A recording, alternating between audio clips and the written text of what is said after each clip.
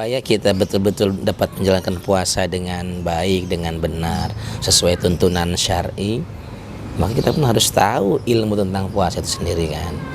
Oh, tadi mengenai syaratnya beragama Islam, berakal sehat, dan usia balik, ya kan. Kemudian apa sih yang membatalkan puasa itu sendiri? Puasa bisa batal kalau kita melakukan hal-hal yang membatalkan itu, seperti misalnya makan dan minum tapi dengan sengaja, Kak Aziz. Kalau makan minum itu karena tidak disengaja alias lupa, maka itu tidak dihukumi batal. Yang dihukumi batal yang sengaja. Yang sengaja dan secara sadar. Iya, betul. Beda lagi kalau pura-pura lupa.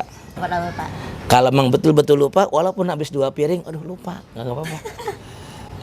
Tahu-tahu ditegur sama anggota keluarga, sama anaknya atau siapa, kok Kak Aziz nggak puasa? Oh iya, lupa. Padahal udah habis 2 piring. Nah, itu namanya rizqu minallah, rezeki dari Allah. Apakah melanjutkan puasa hari itu? Lanjutkan. Kan. Kemudian lagi ada hal yang bikin batal puasa itu, kita seperti memasukkan benda ke dalam anggota tubuh kita yang berlubang. Itu termasuk membatalkan puasa. Masukkan sesuatu dari luar ke dalam tubuh kita melalui lubang-lubang yang ada dalam tubuh. Betul. Kemudian termasuk juga muntah dengan sengaja, itu salah satunya bikin batal. Kalau muntah tidak sengaja, ya mungkin karena lagi keadaan pusing apa jadi mual, itu nggak batal. Tapi yang bikin batal itu adalah ketika disengaja masukkan tangan ke mulut sampai, nah itu yang jadi batal. Termasuk bagi perempuan haid, nifas, itu menjadi sesuatu yang membatalkan puasa. Gila gitu. Gila itu jadi menyebabkan batal puasa juga. Karena dia melanggar syarat puasa. Iya, tadi kan berakal. Itu termasuk kayak orang, maaf ya, mungkin orang dulu ada penyakit ayan atau apa namanya itu, yang epilepsi gitu tuh. Hari itu dia lagi puasa, kemudian ada terserang penyakit ayan epilepsi seketika gitu. Kan hilang sadar kan, celeng lagi gitu ya. Tahu-tahu celeng di jalan gitu kan. Kalau lagi saat puasa dia begitu, berarti dia batal puasanya. Termasuk murtad, keluar dari agama Islam. Karena tadi kan syaratnya ada kan Islam. Kalau udah murtad berarti sudah keluar, sudah dalam fikih itu ada istilahnya keluar mani dengan sengaja, itu juga termasuk membatalkan. Ini dengan sengaja. Kalau tidak sengaja, bagi laki-laki ya, kalau tidur di siang hari kemudian dia mimpi sampai keluar sperma atau istilahnya mimpi basah, itu sama sekali tidak membatalkan puasa. Karena tidak disengaja. Iya, kalau tidak disengaja. Hanya saja ketika ingin mau sholat, maka dia harus bersuci, harus mandi hadas besar. Bagi suami istri yang melakukan hubungan suami istri di siang hari puasa, itu pun membatalkan puasa. Bahkan bukan hanya batal aja, ada denda, ada kafarat nanti yang akan diterimanya. Ada denda? Kafarat nama istilahnya. Ya, kayak seperti harus berpuasa 60 hari berturut-turut. Harus memberi makan 60 fakir miskin. Logikanya kalau 60 hari berturut-turut sanggup kira-kira ya.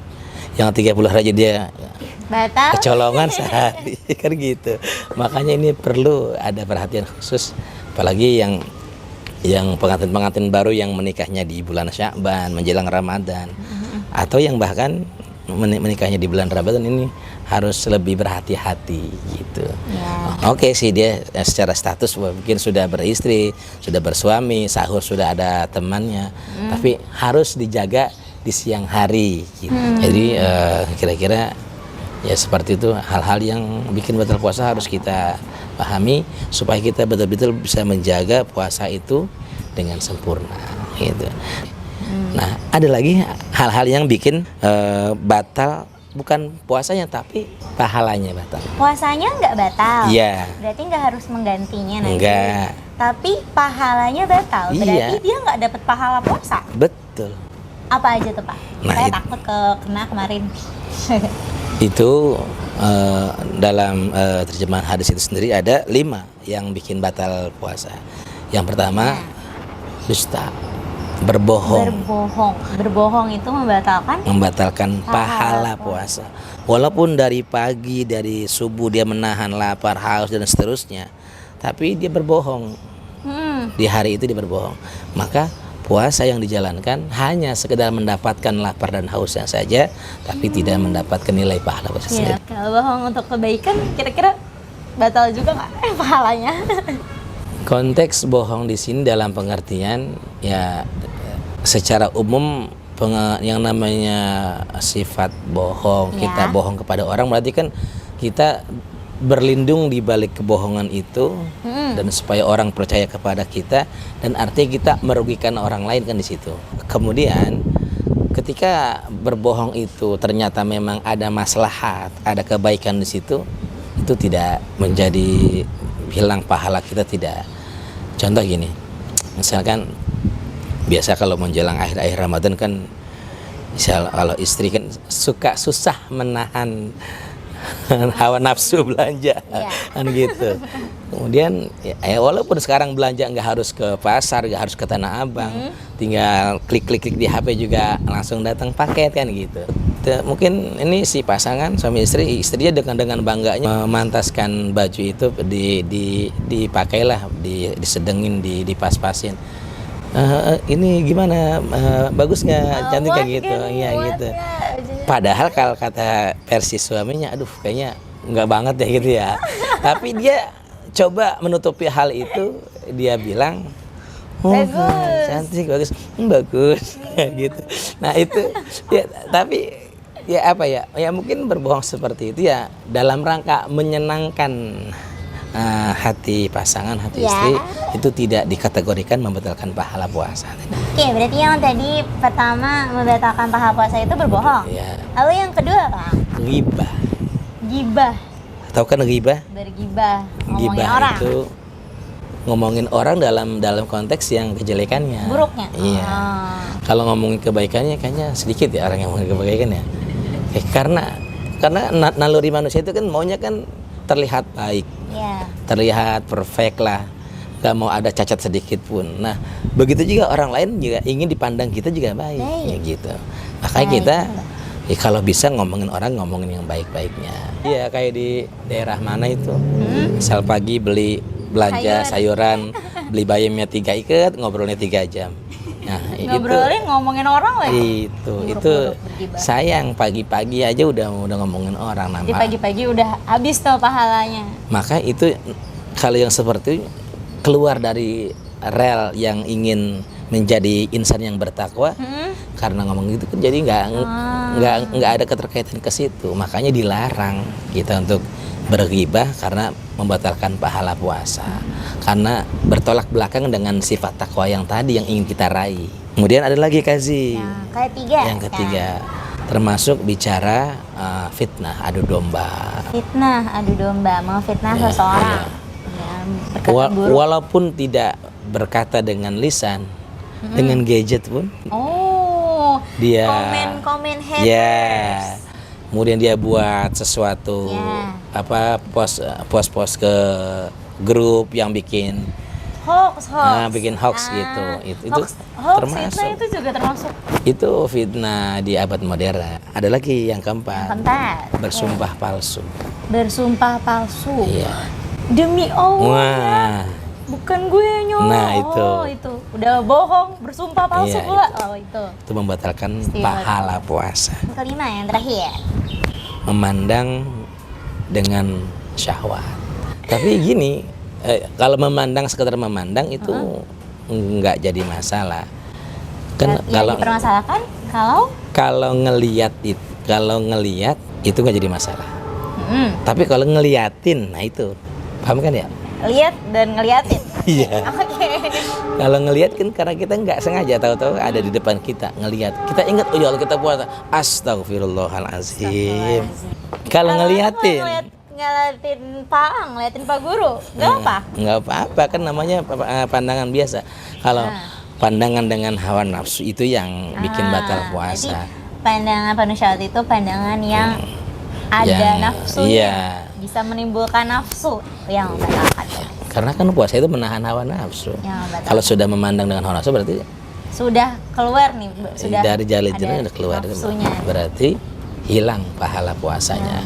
Maka dalam Kaitan dengan yang tadi Rasul pernah bersabda, kam min shaimin laisa lahu min siyamihi illal ju'i wal Iya, atas. atau Berapa banyak orang yang berpuasa tapi hanya mendapatkan lapar dan haus saja, tidak mendapat pahala karena tidak puasanya. bisa menjaga 5 hal yang tadi dari yang membatalkan pahala itu sendiri. Kita berarti tadi udah membahas tentang hal-hal yang membatalkan puasa dan juga hal yang membatalkan Betul, pahala puasa. Nah, banyak teman-teman di luar sana yang masih bingung nih Pak. Kira-kira pacaran itu membatalkan puasa nggak sih? Nah, kan puasa pacaran itu sendiri kan dalam Islam kan nggak ada pacaran. Ya artinya gini, nggak dalam keadaan puasa pun pacaran kan tidak dibolehkan gitu kan ya. Tidak berpuasa pun pacaran itu juga udah dosa. Iya gitu. Apalagi kalau dilakukan ketika di saat berpuasa gitu kan. Maka kaitan dengan tadi, kalau tadi di 5 hal yang membatalkan pahala puasa ada memandang dengan syahwat saja menyebabkan hilangnya pahala puasa, batalnya pahala puasa, itu hanya memandang dengan syahwat. Apalagi kalau udah konteksnya pacaran, bukan lagi memandang, bahkan ngobrol yang menjurus ke arah yang negatif, bahkan tindakan-tindakan yang mungkin kurang disukai oleh Allah. Nah, itu sudah jelas-jelas melebihi dari memandang dengan syahwat tadi gitu. Jadi ya mungkin secara itu dia puasanya tidak batal, dia bisa menahan yang lain-lain, tapi yang karena itu dia jadi tidak mendapatkan pahala puasa karena berpacaran. Ya artinya memang Allah ingin mendidik kita betul-betul jadi insan yang bertakwa, dilatih, digembleng, dididik langsung oleh Allah gitu lewat puasa. Sekedar bangunin sahur, bukanya pakai apa? Jangan lupa bukanya dengan yang manis-manis ya gitu. Nah itu ya hal yang masih yang wajar sih, nggak jadi masalah. Nah berarti Pak kalau pacaran itu udah nggak dapet pahala puasa, terus dosa juga, berarti kan udah sayang banget nih. Nah kalau misalnya ada orang yang puasa doang nih, kayak biasa ngikutin yang lain, ngikutin keluarganya, ngikutin umat Islam yang lain, tapi nggak sholat, di seharian itu dia tidur mulu, tidurnya biar kuat puasanya, itu gimana dong Pak kira-kira? Apakah dia membatalkan pahala puasa juga dan dapat dosa juga, atau gimana Pak? Pahala puasa ibarat keran kan kasih. Keran yang dibuka airnya mengalir. Ya. Kita ini sebagai wadah, sebagai embernya. Ember. Kita dapat tuh pahala puasa karena pahala puasa kita dapat karena kita menjalankan puasa katanya ember. Kita nggak sholat. Nah, bocor tuh. Yang bocor itu karena nggak sholat. Jadi pahala puasanya dapat, kemudian karena nggak sholat habis. Dalam hadis itu kan di hari kiamat itu yang akan dihisab pertama kali kan sholatnya. Kalau sholatnya itu baik, sholatnya bagus, maka yang lain pun akan ikut bagus. Tapi kalau sholatnya aja nggak bagus, maka yang lain juga akan nilai nggak bagus juga. Jadi kalau orang dia puasa tapi dia nggak sholat, ya mohon maaf, dia mungkin hanya sekedar menjalankan kewajiban puasanya, malah yang lebih wajibnya malah nggak dia ikutin, nggak dia lakuin. Iya. Terus kalau orang puasa tidur mulu, dia sih nggak yang nggak ninggalin sholat juga. Zuhur dia bangun, habis sholat zuhur tidur lagi. Oh ya, kalau kayak gitu gimana? Habis itu dia sayang banget tapi. Mungkin itu dalam rangka pendidikan mungkin anak-anak ya masih maklum lah ya, masih oke lah gitu. Tapi buat kita yang mungkin udah beranjak dewasa, remaja ke sana gitu, ya boyo diperbaiki lagi kualitas puasanya. Dulu kan kita kan kalau ibu lapar, tidur aja gitu kan. Jadi tidur itu untuk mengatasi keinginan untuk yang macam-macam gitu. Tapi pas seiring kita remaja, dewasa, belajar, tambah ilmu pengetahuan, maka tingkatkan kualitas puasanya, jangan model seperti itu lagi gitu. Jadi puasa tidak sama dengan melemahkan aktivitas, tidak. Jadi puasa itu berbanding lurus dengan aktivitas. Betul, gitu. Aktivitas maka sahur menjadi penunjang untuk kita melaksanakan puasa. Puasa itu penting. Ya, penting. Bukan yang penting puasa, Kazi. Puasa itu penting, bukan yang penting puasa. Gimana teman? Kalau yang penting puasa, gue mah yang penting puasa. Yang penting Ya kagak makan, kagak minum aja. Gitu. walaupun nggak sahur tapi nggak makan nggak minum, ngomongin orang jalan terus, bohong jalan terus. Nah itu namanya yang penting puasa, jadi ngasal gitu. Nggak dapat pahala pula. Iya. Jadi yang bagus puasa itu penting. Jadi kita harus betul-betul jalanin puasanya.